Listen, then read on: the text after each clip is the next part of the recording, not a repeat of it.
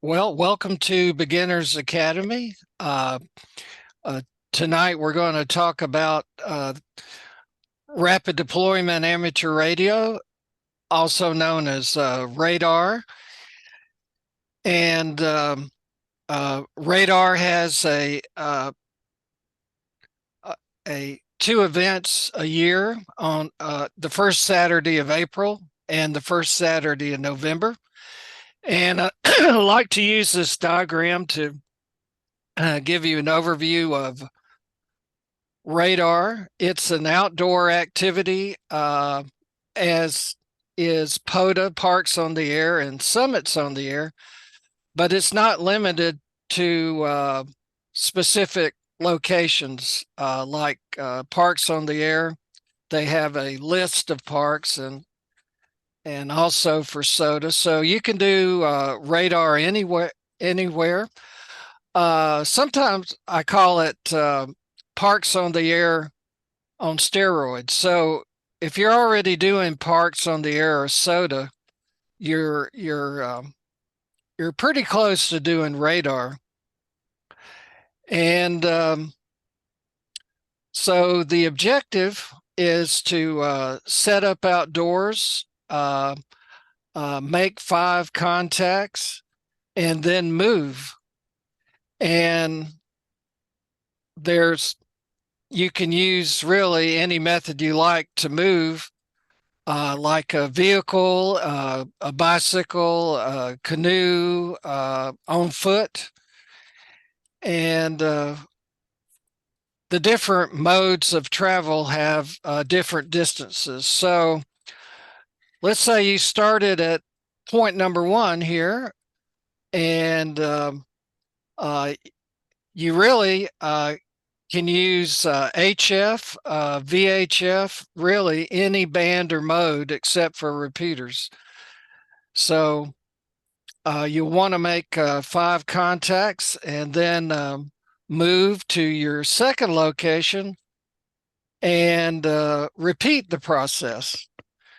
So it challenges you to be able to set up your equipment rapidly and also pack up your equipment such that you can move it easily. And a part of RaDAR that makes it pretty exciting is you're on the clock. So for the RaDAR rally, it's a 4-hour event. So you'll start the clock, deploy, make 5 contacts, move, deploy, and repeat as many times as you can in the 4 hours. And so most on-air events, they have scoring. We like to keep score just to see how we're doing. It's not a contest per se. So there are usually a dozen or more people out doing the RaDAR rally. And if you contact another radar station, your QSO is worth 3 points. If you contact a POTA or SOTA station, it's 2 points, and then anybody else is 1 point. This event was previously called RaDAR Challenge, and I didn't mention that this concept is from Eddie Layton's ZS6BNE in South Africa. And essentially, if you've heard of RaDAR Challenge, it's the same thing, but the rules have been tweaked a little bit. One thing that we tweaked was the exchange. If you to get credit for a radar station, you'll need to exchange your 8-digit grid square. But if you are working other activities on the air like POTA or SOTA, or a QSO party, a contest or whatever. You need your 5 contacts. If you if somebody is uh, doing the Alabama QSO party, you can work them and you would just give them the exchange that they need for their activity. So you don't have to dig out their 8-digit grid square. It's kind of hard to get them to cough that up. So that was a little tweak to the rules. So RaDAR is something that, well, why would you do it? Well, it turns out it's a lot of fun. It's exciting. And you're in the outdoors and you're on the move.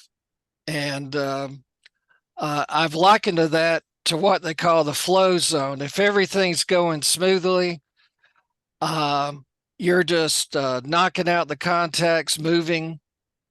And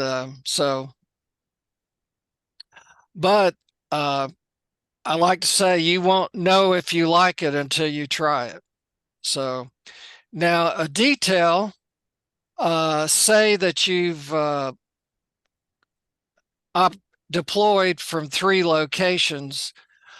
Um, you're encouraged to go to the next location, even if you don't make a full 5 QSOs at that next location. So you might say, I don't have time to make 5 QSOs, but you can make 1. And so the score is your points um, times the number of stops you make.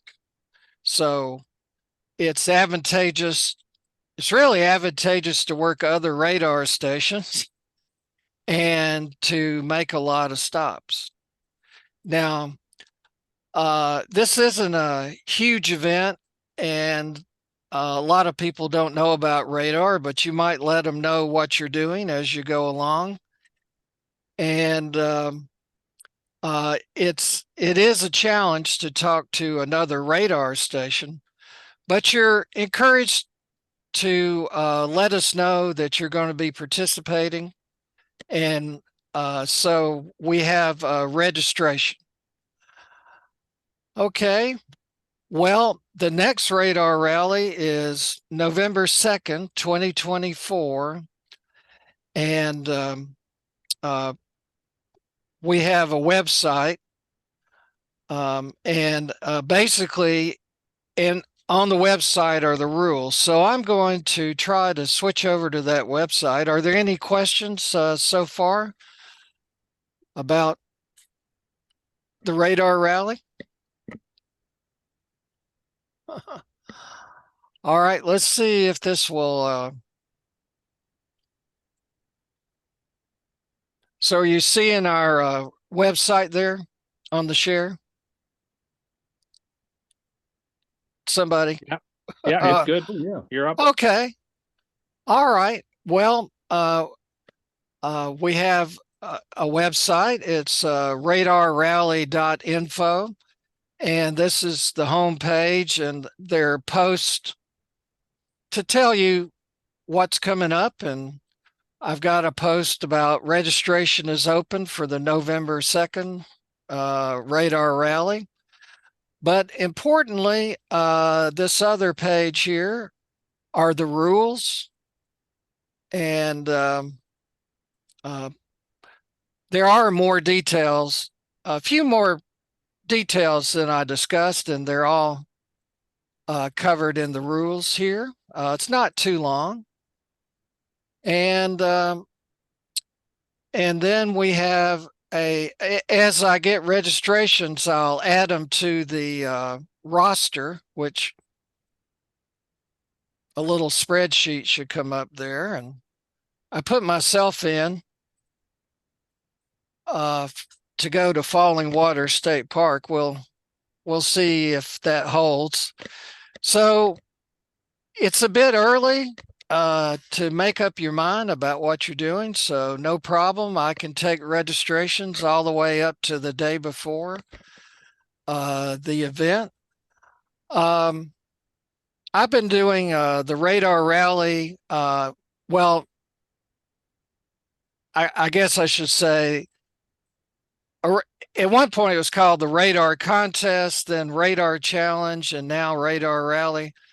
But I've been doing these for over a decade now. And so um, there is interest. And like I say, we get a dozen or so folks on for the radar rally. We'd love to have more. We do have a groups.io page, groups.io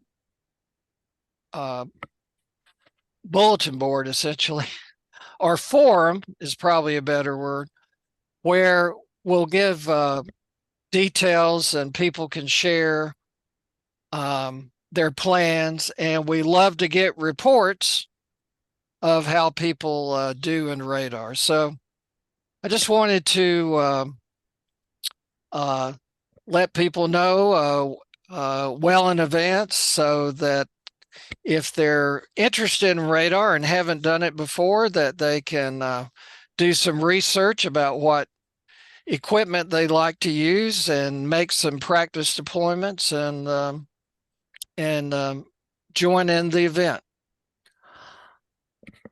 All right. Well, any comments about Radar Rally from our Zoom group or questions? Well, come on, Chris, tell us what you do for radar rallies.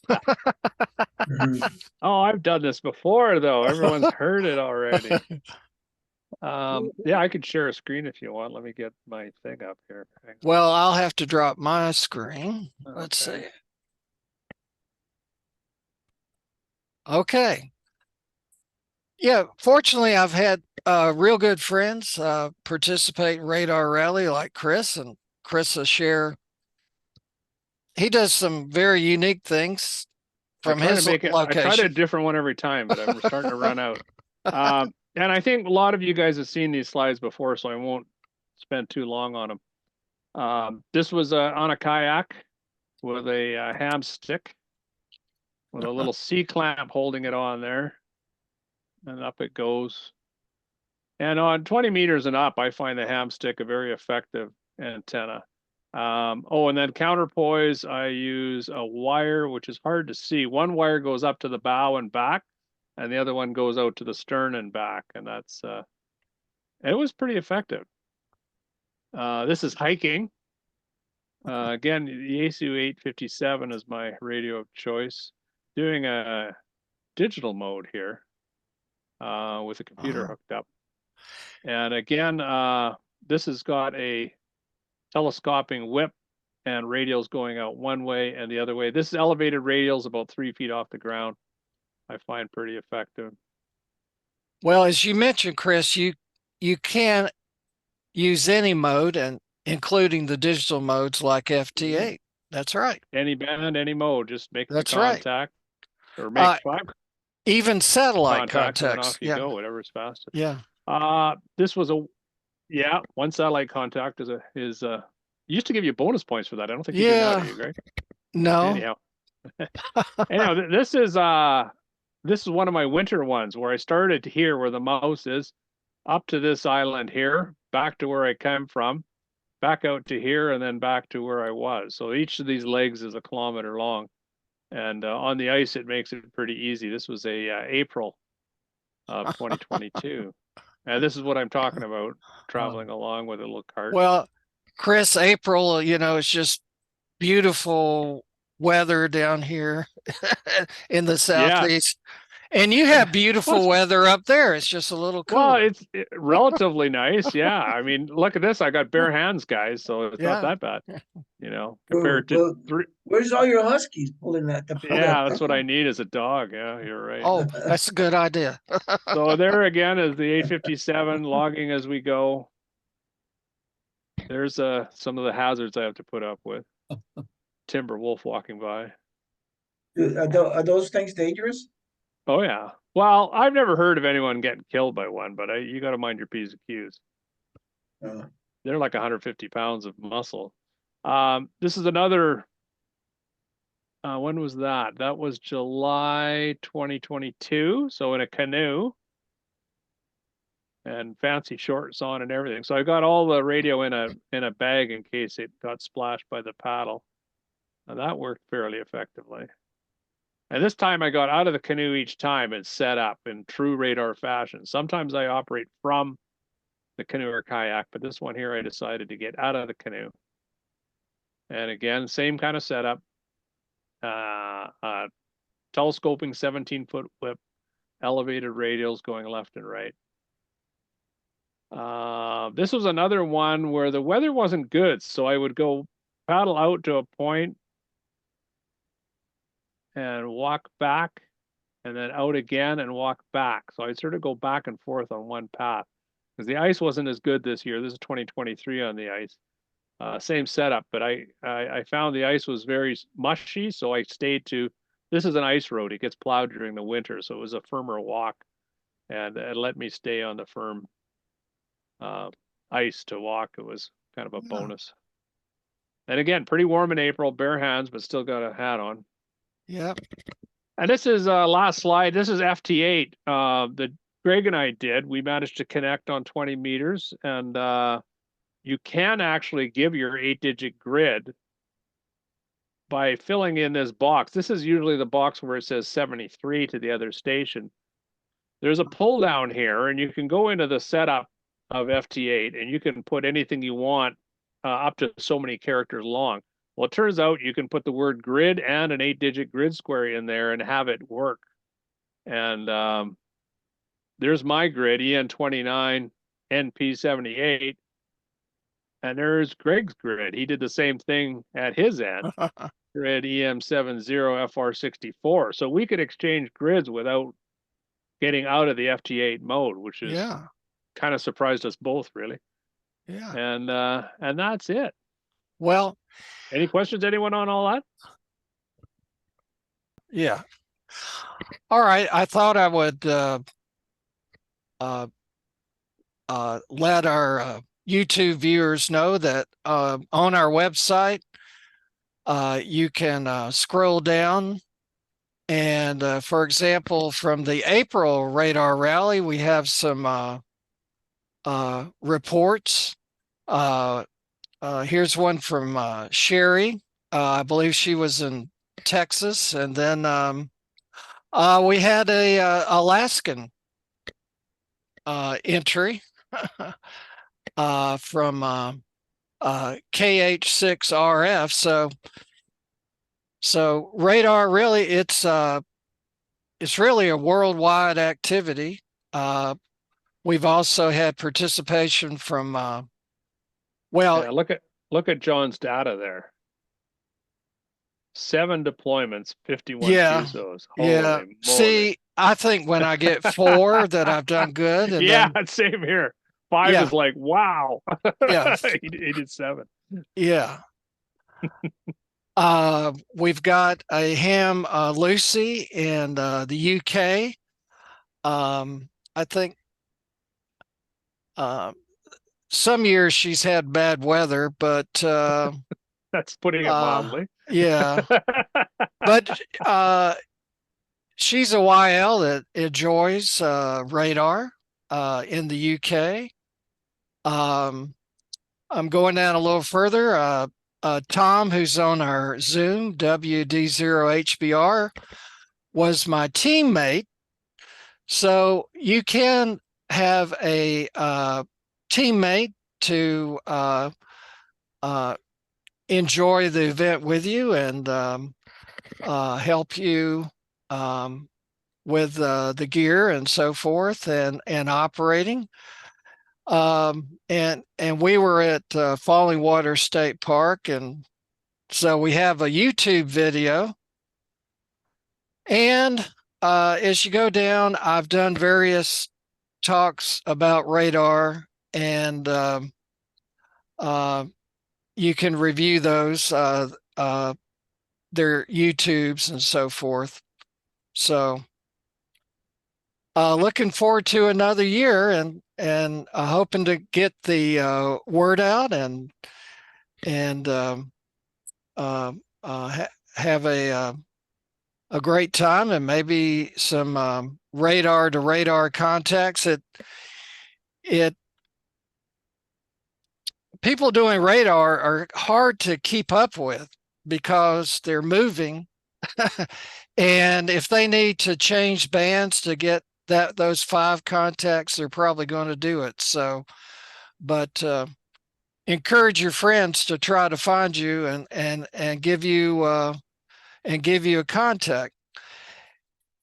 And when I do radar in Panama City or in Dothan, I'll add in some local contacts with hams, on 2 meters. I have to get them on 2 meters simplex, but anything to get my 5 contacts and to keep moving. All right. Well, I hope we've given you an appetite maybe to do radar. If you've done a whole lot of parks on the air, this will be a new challenge for you, and it's perfectly fine to operate from a park, a POTA park. You're going to have chasers. That's the name of the game for parks on the air. So you can spot yourself and make contacts with the hunters, they're called. And so to help you, anything to help you keep moving and having fun. Oh, All Greg, right. before you go, Yes. I'd like to mention that we do allow coordination, as you said, spotting or Yeah. whatever you want to call it. And do you want to mention the WhatsApp that some of the Well, guys use? I'll mention that well, I will say in general, we've tried all kinds of methods of spotting, and there really isn't a universal way to do it. But WhatsApp, if you're willing to get on WhatsApp, it's a real good tool to stay connected. I think I'm going to create a new WhatsApp group because the current one got hit with a lot of spam. So, but anyway, I'll be giving updates on that on this website, and also on the radargroups.io forum. So, yeah. Uh, Spotting is a challenge, and some of our participants might even come up with a better way to do it. We'll just have to see. All right. Well, thanks, Greg. Yeah. Well, we'll wrap it up. I appreciate everyone's attention, and we'll go back to our Zoom group. And if you have questions, you can get contact with me at lanekg@gmail.com. All right, 73.